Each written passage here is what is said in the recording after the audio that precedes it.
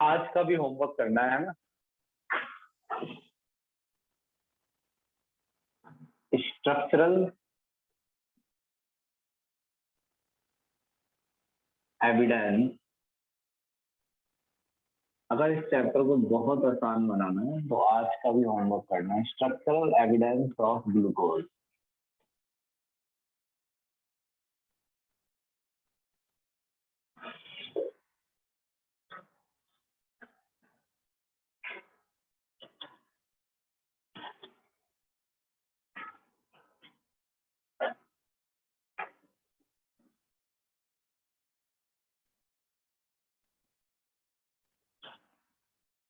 तो एक तो ये टॉपिक है जो तुम पढ़ोगे तो तुम्हें कम समझ में आएगा।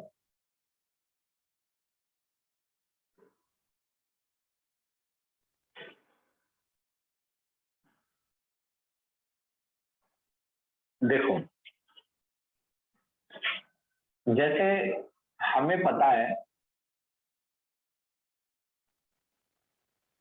कि ये ग्लूकोज की स्ट्रक्चर है। एक मिनट रुको, जो हम बनाते हैं लीनियर स्ट्रक्चर जो है, बस उसमें C double bond O H ऐसे लिखते हैं, फिर हम ऐसे CH2OH, फिर हम ऐसे करते हैं ना H और OH।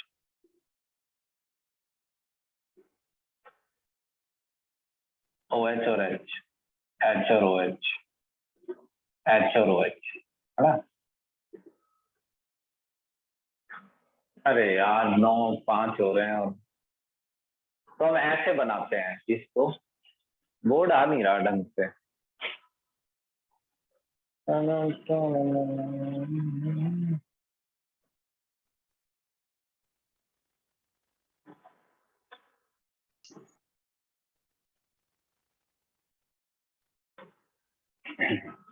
तो हम इसको ऐसे बनाते हैं।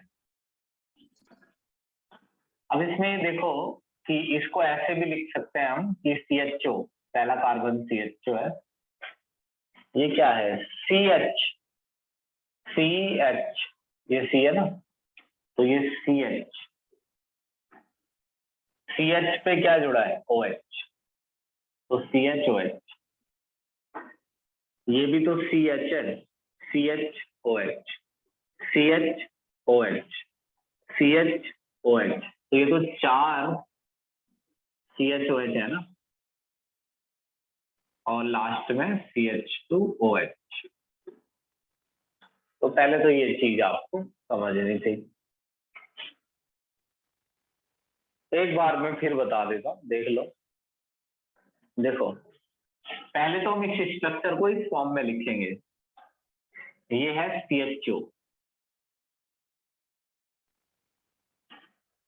C यहाँ है, CH,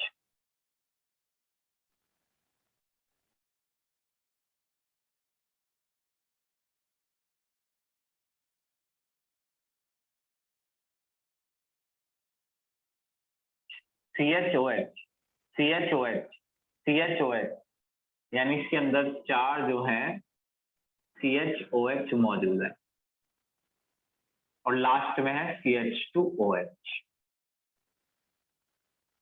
चलो स्क्रीनशॉट, क्या स्क्रीनशॉट, लेफ्ट का हिस्सा मिटाऊंगा मैं, बस ये ही मिटाना है मेरे को। देखना जो भी मैं बताऊं आराम से सुनना। मैं ऐसी बात बताऊंगा जो समझने में कठिन होगी, और जो समझने के बाद आप कुछ भी पढ़ सकेंगे इस चैप्टर में। देखो, अगर हम इसमें HI डालते हैं, देखो मेरे को नहीं मालूम कि इसकी स्ट्रक्चर क्या है। मतलब इसमें CHO है, CHOH है, CH2OH है, ये सब मेरे को नहीं मालूम। वैसे बोर्ड पे लिखा है, मगर आप ये मान लीजिए कि आपको नहीं मालूम कि यहाँ क्या है। मुझे इस गोले के अंदर जो मॉलिक्यूल है उसकी इंफॉर्मेशन नहीं है कि आखिर उसमें एल्डिहाइड है या 1 डिग्री अल्कोहल है या ऐसे 2 डिग्री अल्कोहल है। ये सब मेरे को नहीं मालूम कि अंदर है या नहीं। अगर आप HI डालेंगे तो HI जो है वो स्ट्रॉन्ग रिड्यूसिंग एजेंट है। ये आपके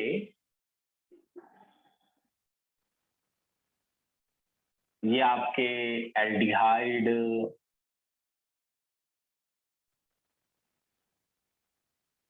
एल्कोहल, इन सबको एल्केन में बदल देता है।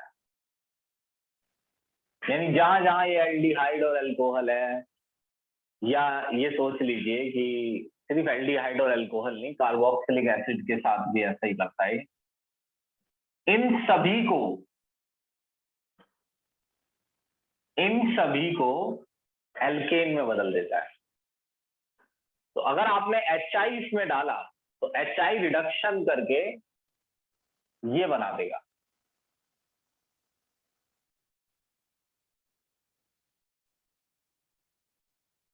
इससे मेरे को पता क्या चलेगा, ये देखना। क्या मेरे को ये पता चला कि अंदर एल्डिहाइड है या एल्कोहल है? नहीं, सिर्फ मेरे को इतना पता चला कि कंपाउंड में 6 कार्बन स्ट्रेट चेन में थे।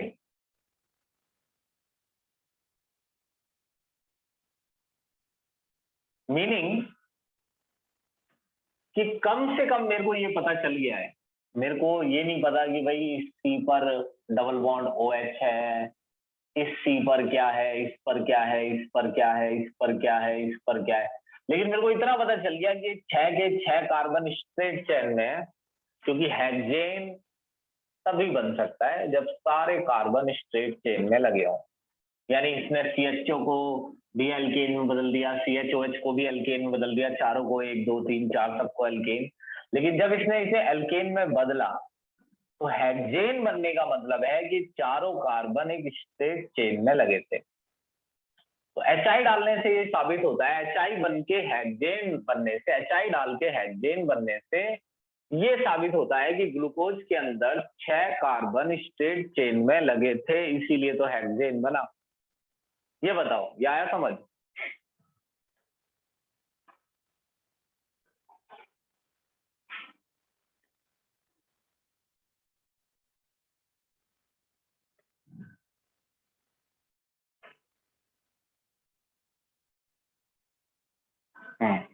लिखा हुआ है, ऐसे आपको भी याद करना है किससे क्या साबित हो रहा है।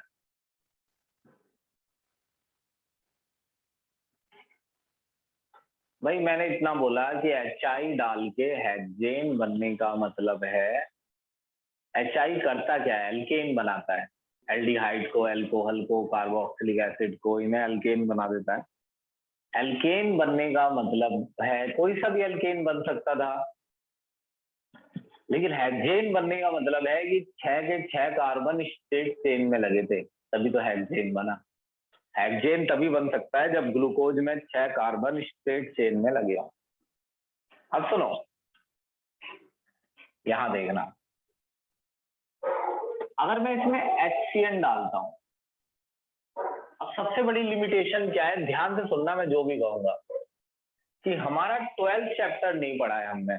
मतलब carboxylic acid, ester, aldehyde, ketone और कार्बोक्सिलिक एसिड, और एल्डिहाइड और कीटोन की रिएक्शन आती उसमें 12th में।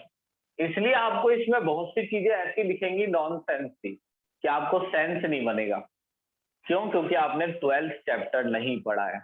वरना आपको HI भी अभी समझ आ जाता लिखते ही, और आपको HCN देखते ही समझ में आ जाता, लेकिन अभी नहीं आएगा क्योंकि आपने 12th चैप्टर नहीं पढ़ा है। तो अब आपको उसे हर किसी चीज को डायरेक्ट पढ़ना पड़ेगा। जैसे HCN क्या करता है? एल्डिहाइड या कीटोन से रिएक्शन करता है, एल्डिहाइड से या कीटोन से। तो अगर इसमें कोई भी कार्बन, और कोई भी क्या भाई, एल्डिहाइड होगा, हाँ वैसे कुछ भी ऐसे ही बोल दो, अगर इसमें कोई भी कार्बन एल्डिहाइड या कीटोन हुआ तो HCN उससे रिएक्शन कर जाएगा। वहीं NH2OH का भी सेम सीन है। NH2OH भी एल्डिहाइड और कीटोन से रिएक्शन करता है। अगर इसने NH2OH, जिसका नाम है, नाम लिखूंगा इसका मैं, हाइड्रोक्सिल एमाइन। भाई नाम याद रखना है इनके, ऐसे नाम में बिल्कुल भी वो मत करना कि नहीं हम ऐसे कर ले, नहीं ऐसा नहीं, नाम याद रखना बहुत इंपॉर्टेंट है। अगर इस कंपाउंड ने हाइड्रोक्सिल एमाइन और HCN से रिएक्शन की तो समझ जाना कि इसके अंदर कार्बोनिल ग्रुप है, ये है कार्बोनिल ग्रुप। HCN और एल्डिहाइड, HCN और हाइड्रोक्सिल एमाइन को रिएक्ट करने के लिए कार्बोनिल ग्रुप की जरूरत होती है। कहीं भी हो एक जगह, अब इसे ऐसे लिख लो, CH डबल बॉन्ड हो, तो ये समझ आएगा तुम्हारे रिएक्शन कैसे हो रही है, देखना। HCN तो ऐसे रिएक्शन करता है कि जो ये CH होता है ये तो ऐसा ही रहेगा, CH, ये बॉन्ड सिंगल हो जाएगा, O से जुड़ जाएगा H और CN यहाँ, एक बार और देख लो।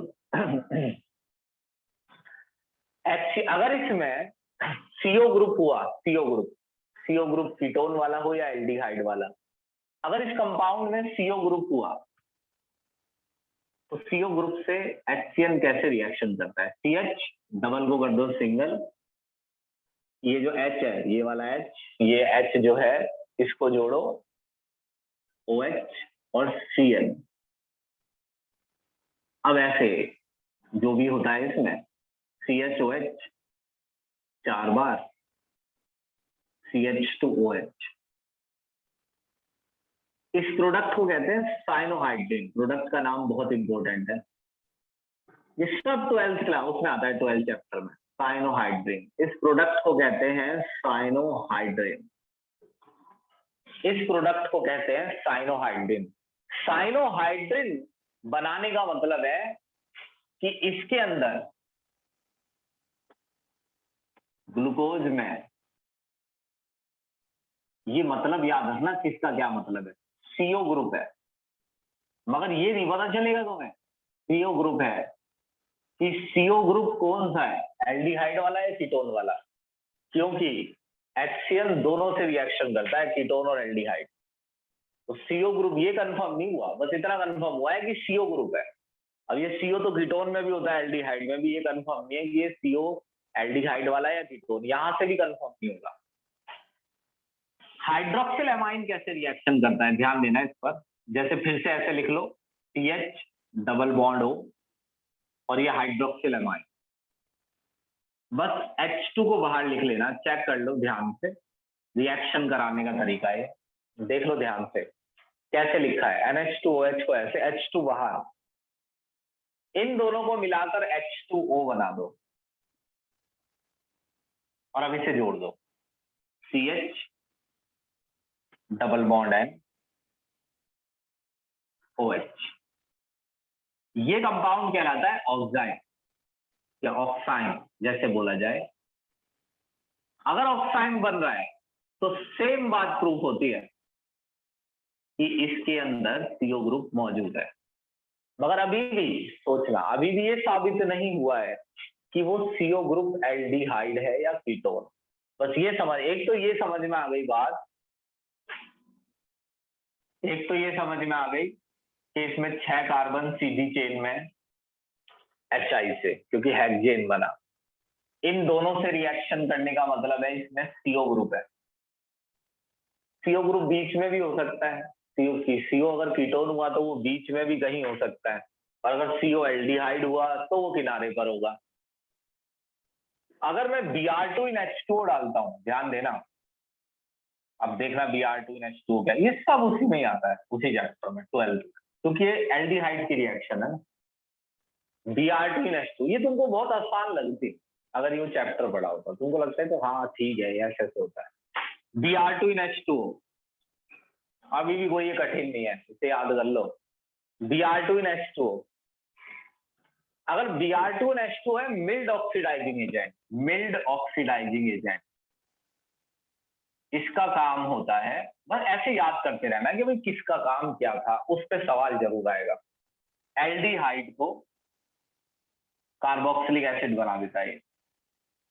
अब तुम लोगों को पता ही है कि एल्डिहाइड को कार्बोक्सिलिक एसिड कैसे बनाना है, तुमने चेन वगैरह इतनी बनाई है, वरना तुम्हें दिक्कत होती, कोई कहता है एल्डिहाइड को कार्बोक्सिलिक एसिड, तो तुमको लगता है कि यार कैसे बनता है, तो CHO को बना दो COOH, और इस कंपाउंड को कहते हैं ग्लूकोनिक एसिड। अब ये बताओ कि इससे साबित क्या हुआ, तुम्हें क्या पता चला कि इस रिएक्शन से क्या साबित हुआ ग्लूकोनिक एसिड बनने से। नाम याद रखना, ग्लूकोनिक एसिड, ये सब कुछ नाम वगैरह याद रखना। ग्लूकोनिक एसिड बनने से क्या साबित हुआ?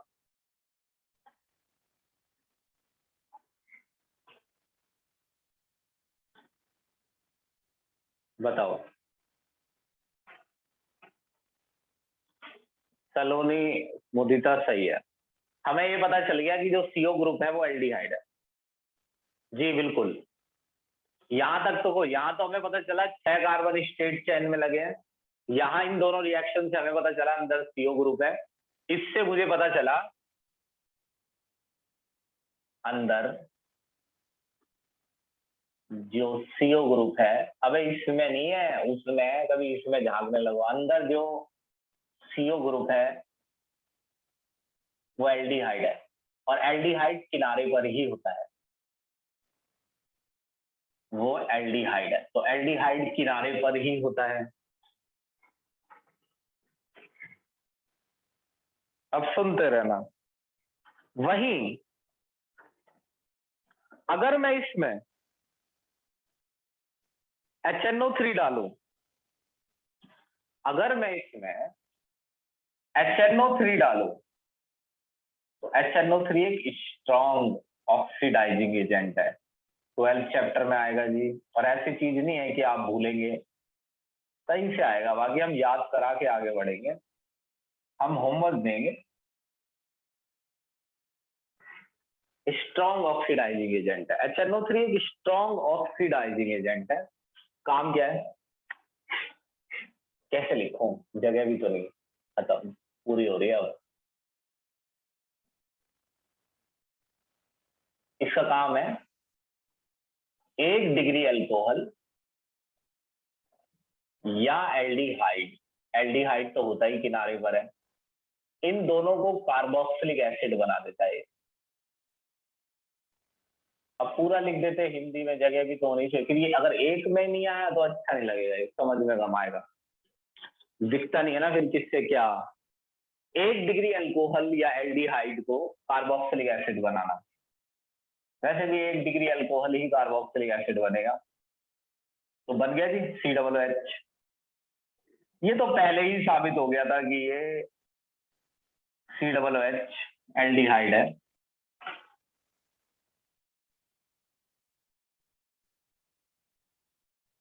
और ये भी साबित हो गया कि ये 1 डिग्री अल्कोहल है, क्योंकि ये हिस्सा भी COOH हो गया। लेकिन ये भी तो शक हो सकता है कि भाई ये हिस्सा अगर COOH हो गया तो ये कहीं एल्डिहाइड ही तो नहीं करना है। एल्डिहाइड एक ही जगह मौजूद था, ग्लूकोनिक एसिड से पता चल रहा है, एक ही COOH होता है ना इसमें, तो एक ही Br2 और H2 डालने से दोनों एल्डिहाइड नहीं थे, वरना दोनों जगह COOH आता, वो अलग कंपाउंड होता। ग्लूकोनिक एसिड बना है तो एक ही जगह COOH आया है, तो इसका मतलब एक ही जगह COOH आया तो एक ही जगह CHO है। ये भाई साहब इसे अल्कोहल नहीं बना पाए थे, इन भाई साहब ने ये तो अल्कोहल, ये तो कार्बोक्सिलिक एसिड बना ही दिया, और ये तो पहले ही साबित हो गया था कि CHO है यहाँ पर। इन भाई साहब ने इसे भी COOH बना दिया। अब कोई बच्चा सोचे भाई ऐसा भी तो हो सकता है कि ये CH2OH हो, क्योंकि ये CH2OH को भी COOH बना देता है, तो हमने पहले ही साबित कर दिया था कि ये CO ग्रुप है इस रिएक्शन से, तो इसमें CO ग्रुप था, तो ये तो बात ही नहीं रही थी कि अल्कोहल है, क्योंकि ये कीटोन या एल्डिहाइड था। यहां साबित हो गया कि एल्डिहाइड है। क्यों? अरे कीटोन थोड़ी कार्बोक्सिलिक एसिड में बदलेगा, कीटोन बीच में होता है, बीच में कीटोन होता है, बीच में कार्बोक्सिलिक एसिड बीच में थोड़ी बनता है, किनारे पर बनता है, अगर किनारे पर CO ग्रुप है तो वो एल्डिहाइड है। अब ये हिस्सा भी COOH है, तो यहाँ 2 COOH पहले क्यों नहीं आए थे? अगर दोनों हिस्सा CHO होता तो 2 COOH आते, इसका मतलब एक ही हिस्सा CHO था। अब HNO3 की वजह से यहाँ भी COOH आ गया, तो COOH यहाँ भी आने का मतलब है यहाँ एल्डिहाइड के अलावा दूसरी चीज थी जो COOH में बदली है। और दूसरी चीज जिससे COOH में बदलता है ये, वो है 8 डिग्री अल्कोहल। इसका नाम है सैक्रिक एसिड। इंपॉर्टेंट है, स्पेलिंग पे बच जाना, स्पेलिंग नहीं पता मुझे इसकी इतनी अच्छे से। Saccharic acid.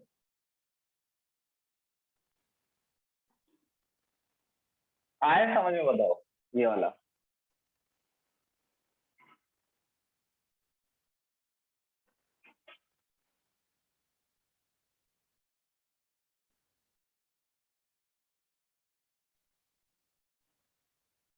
कंपाउंड में 8 डिग्री अल्कोहल है, ये बताओ, ये समझ आया?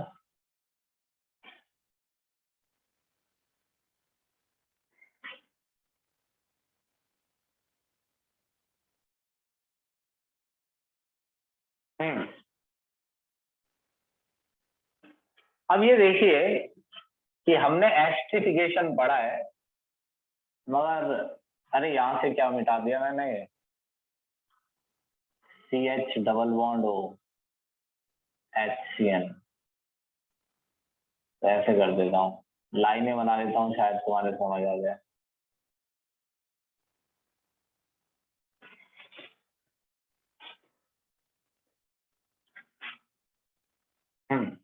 एक और चीज साबित करनी है भाई, ये नाम बड़े मन से याद रखना है। ये saccharic acid, gluconic acid, Br2NH2 mild oxidizing agent है, क्या करता है NO3, ये डिटेल है, ये इस पे सवाल आएगा। अब देखिए, हालांकि ये रिएक्शन हमने पढ़ी है, मगर मैं किसी दिन पागल हो जाऊंगा ये सोचते सोचते कि किसने क्या पढ़ा है किसी दिन। अब मैं तुमसे एक ही बात कहूंगा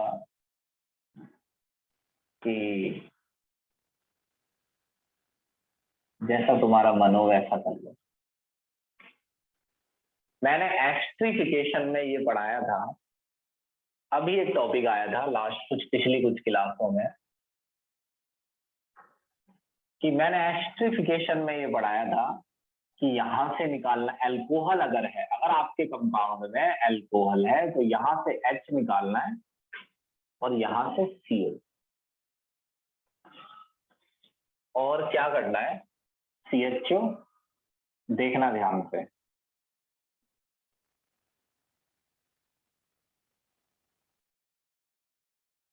यहां से क्या गया H, तो यहां बचा है O से जोड़ना है C double bond O CH3, ester बन गया। यहां भी आएगा ये O C double bond O CH3, ये 4 आएंगे, 4 अल्कोहल दे, तो ये एसीटेट है। एक एसीटेट, ये हिस्सा एसीटेट है, एक एसीटेट और 4 एसीटेट और ये 5 एसीटेट, इसका नाम है ग्लूकोज पेंटा एसीटेट। तो ग्लूकोज पेंटा एसीटेट, ग्लूकोज पेंटा एसीटेट बनने से क्या साबित हुआ, पेंटा से साबित हुआ 5 जगह OH था, यानी एक कार्बन खाली CHO है, बाकी 5 जगह OH है।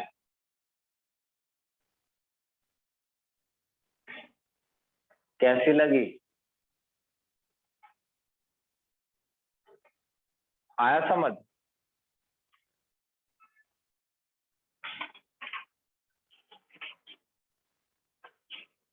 हे यारो, अब ध्यान से, मैं तुम्हें 4-5 मिनट का टाइम देता हूं, ध्यान से क्या करना है, एक तो होमवर्क जरूर करना है याद करके। अब ध्यान से क्या करना है कि हर रिएजेंट को देखो किसने क्या किया है, और एक बार पढ़ लो कि कहाँ सर ने क्या लिखा है, चेक कर लो और करो इस काम को। हर किसी को चेक कर लो किसमें क्या लिखा है सर ने, क्योंकि बाद में तो ये याद कर लोगे तुम, अगर तुम्हें समझ आ जाएगा कहाँ क्या लिखा है, चेक कर लो कहाँ क्या लिखा है।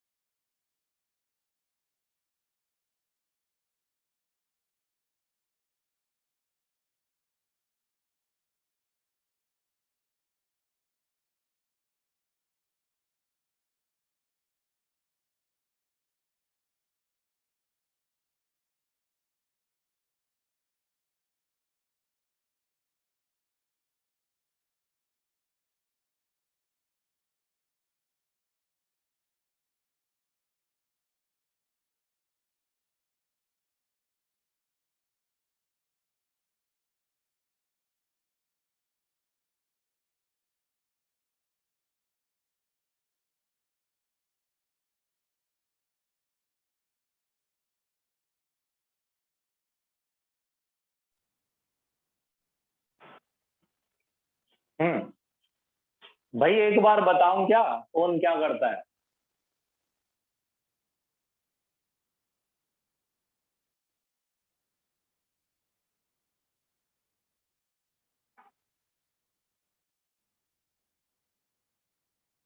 वैसे तो तुम इसकी रिकॉर्डिंग भी देख लेना यार। समझ गए ना? एक बार बता दो मुझे।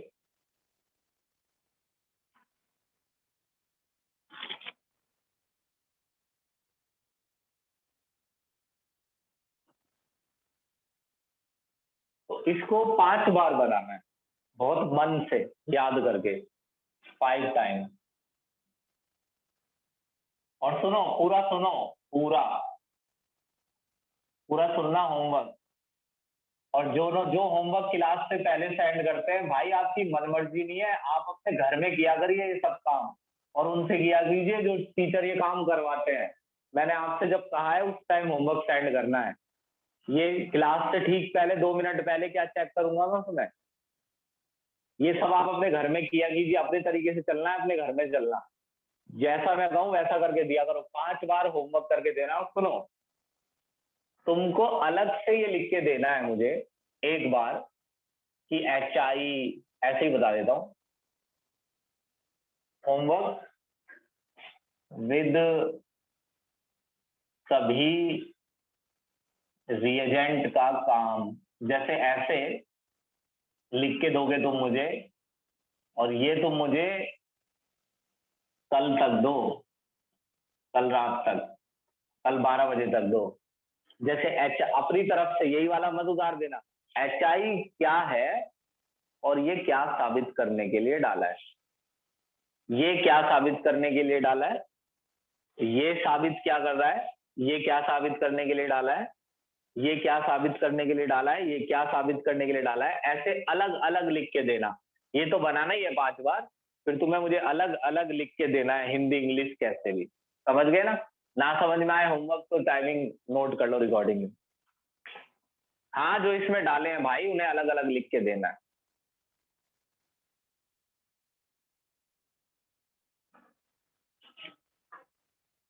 भाई लास्ट वाला ऐसे है, वैसे मैं आपको बता दूं कि लास्ट वाली कोई नई चीज नहीं है, ये एस्ट्रिफिकेशन में आता है। हमने एस्ट्रिफिकेशन किया है। तो एस्ट्रिफिकेशन में ऐसा होता है कि भाई जो अल्कोहल है वो कार्बोक्सिलिक एसिड एस्टर, या oh sorry, carboxylic alcohol carboxylic acid anhydride और एसिड क्लोराइड से रिएक्शन कर लेता है। चाहे कार्बोक्सिलिक एसिड हो, चाहे एसिड क्लोराइड, चाहे एनहाइड्राइड, ये सभी तो देते हैं एसीटेट ग्रुप, यानी ये ग्रुप। और यहां से निकलता है H। अब जैसे यहां से H निकल गया, अब जैसे मैंने यहां से H निकाल दिया, एक H यहां से, 4 H यहां से, 4 बार है। ओ,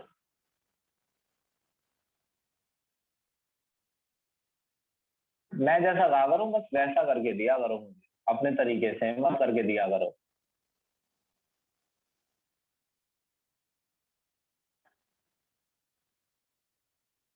4। अरे ये जुड़ गया ना, O तो था ही, H हट गया तो O था, ये जुड़ गया ना, COCH3। यहाँ भी जोड़ दो COCH3। इससे साबित क्या हुआ कि अंदर 5 OH ग्रुप है। कैसे पता चल रहा है 5 है? क्योंकि पेंटा एसीटेट बना है ना, 5 जगह एसीटेट आया है, उन 5 जगह एसीटेट आएगा जहां OH है। तो आपको होमवर्क मैंने बता दिया है, और फिर आप इस रिकॉर्डिंग देख के समझ भी सकते हैं। अब एक चीज सुनो और ध्यान से, स्क्रीनशॉट लो इसका। अब एक चीज और सुनना बड़े प्यार से।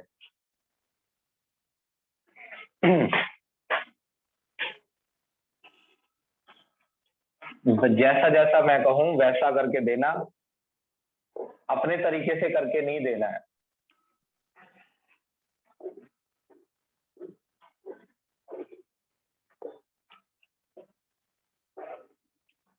लेकिन ये कैसे पता चला कि इसकी स्ट्रक्चर साइक्लिक है? इसके तो देखो बहुत सारे एविडेंस है, कि मतलब बहुत डिटेल है इस टॉपिक की। तो आपके लिए देखो, जो है आपको जो याद करना है बिल्कुल परफेक्ट मैं बता देता हूँ। देखो ये कैसे पता चला कि साइक्लिक स्ट्रक्चर है।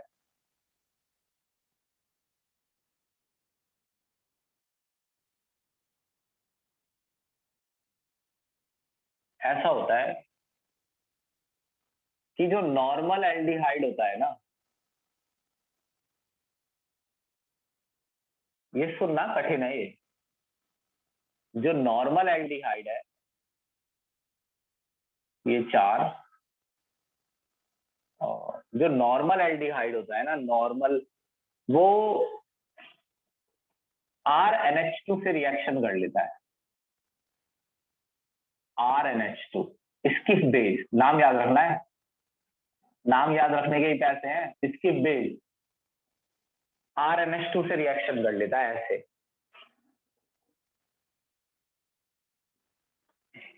HC डबल बॉन्ड NR,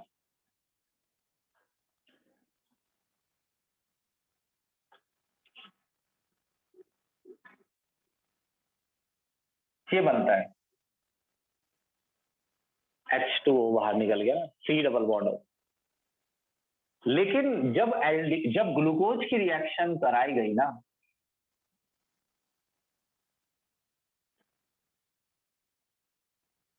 जब ग्लूकोज की रिएक्शन कराई गई, भाई ये वाला थोड़ा कॉम्प्लिकेटेड है, ध्यान से सुनना। जब ग्लूकोज की रिएक्शन कराई गई, तो हमें ये मालूम है कि जो ग्लूकोज है वो साइक्लिक स्ट्रक्चर में बदल जाता है। यहाँ कोई रेजोनेंस नहीं है, एक्चुअली में यहाँ इक्विलिब्रियम की तरह है ये, साइक्लिक स्ट्रक्चर में बदल जाना।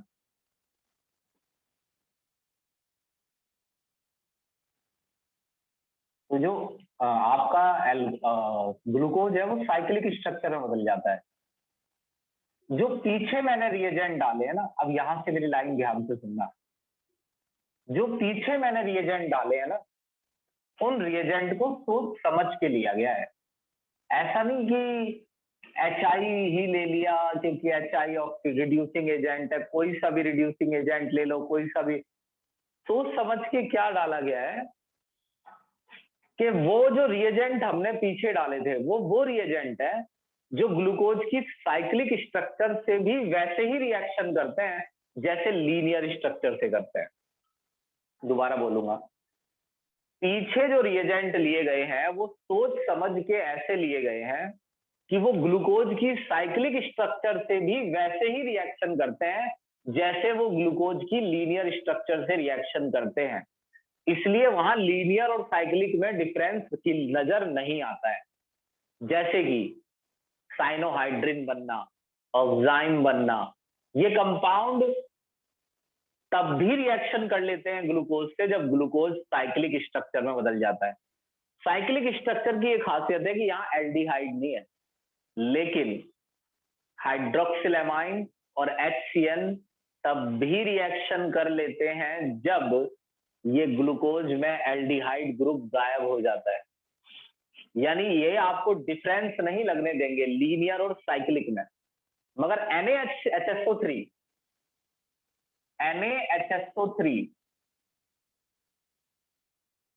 रिएक्ट करता है विद फ्री CHO ओनली।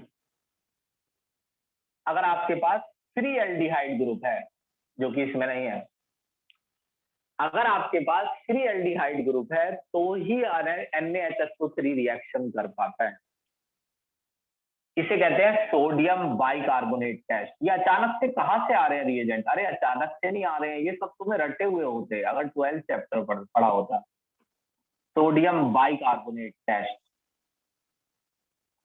वहीं इसके बेस में भी ये खासियत है कि ये रिएक्शन तो करता है, मगर ये तभी रिएक्शन करता है ओनली, रिएक्ट ओनली, 2-3 बार और बोलूंगा मैं, लाइन सुनना, react only with free CHO group.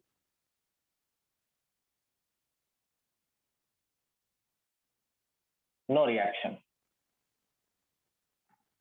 अब सुनो, अगर वाक्य में सिर्फ स्ट्रक्चर लीनियर होती, ये वाली स्ट्रक्चर होती ही नहीं, यानी ग्लूकोज बदलता ही नहीं इसमें, ये इसके बेस है।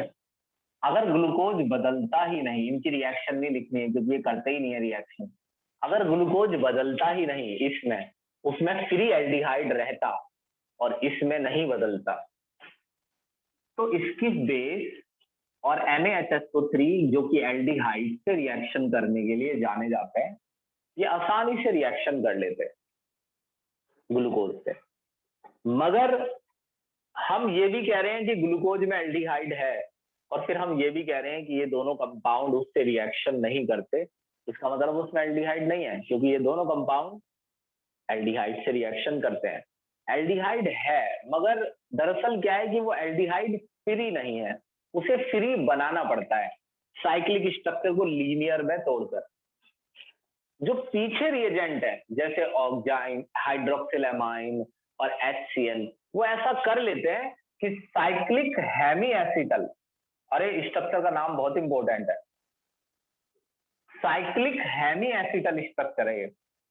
पीछे जो रिएजेंट है वो ऐसा कर लेते हैं कि साइक्लिक हेमी एसिटल स्ट्रक्चर को लीनियर में चेंज कर दें और फिर उससे रिएक्शन कर लें। इसलिए वहां ये समझ नहीं आता कि ग्लूकोज की साइक्लिक स्ट्रक्चर भी है या नहीं। मगर ये दोनों रिएजेंट सिर्फ तभी रिएक्शन करते हैं जब ग्लूकोज लीनियर फॉर्म में हो। इससे साफ समझ में आता है कि ग्लूकोज का एल्डिहाइड फ्री नहीं है, और अगर ये एल्डिहाइड फ्री नहीं है तो साइंटिस्टों ने खोज करके पता लगाया कि दरअसल इस एल्डिहाइड के साथ हो क्या रहा है, ये साइक्लिक फॉर्म में चेंज हो रहा है। बिल्कुल इनफ बताया मैंने तुम्हें 100%। 2 लाइनें लिखी हैं इसके बारे में एनसीईआरटी में। अब बताओ ये लाइनें समझ में आई?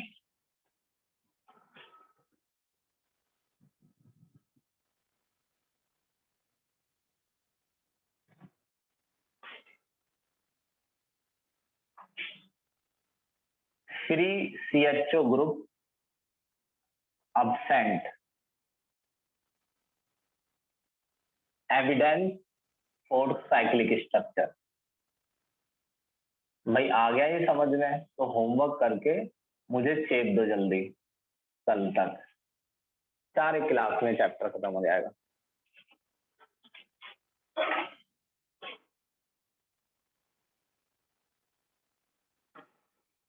ठीक है, तो बस सोडियम बाइकार्बोनेट NaHSO3 होता है।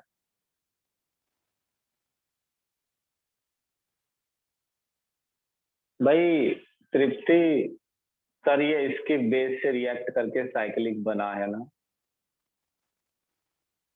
भाई तुम क्या समझ रही हो और मैं क्या समझा रहा हूँ?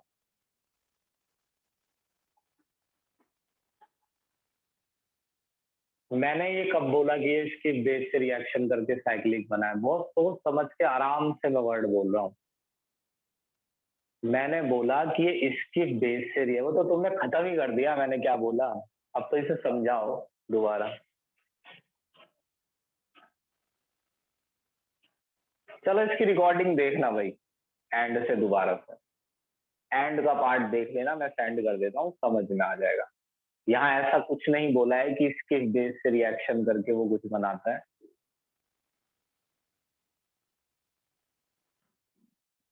नहीं नहीं, ये सिर्फ एक बार।